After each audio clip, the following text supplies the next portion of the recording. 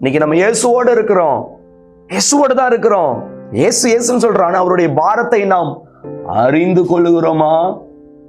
சபையே நாம் அறிந்து கொள்ளுகிறோமா?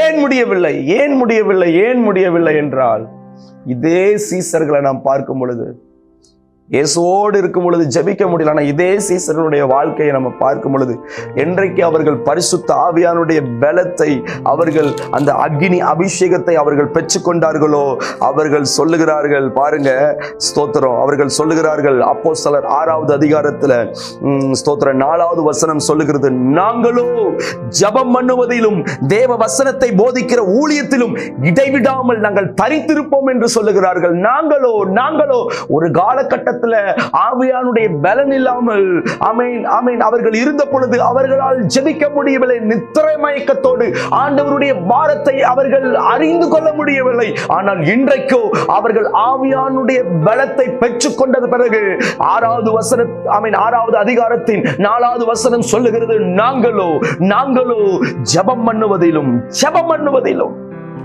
எப்படிப்பட்ட வார்த்தை பாருங்க! எப்படிங்க இப்படிப்பட்ட ஒரு வைராக்கியம், எப்படிப்பட்ட ஒரு மாற்றம் வந்தது என்றால் 100% சொல்ல முடியும். அவர்கள் ஆவியானுடைய பலத்தை சார்ந்து கொண்டார்கள். அவர்கள் ஆவியானுடைய பலத்தை அவர்கள் சார்ந்து கொண்டார்கள். சபையே,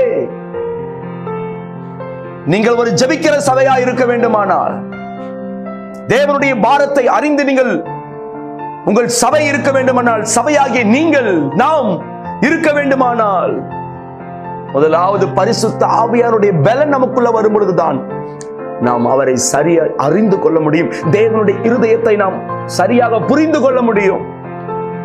இல்லை என்றால் முடியவே முடியாதுங்க. சத்தியமா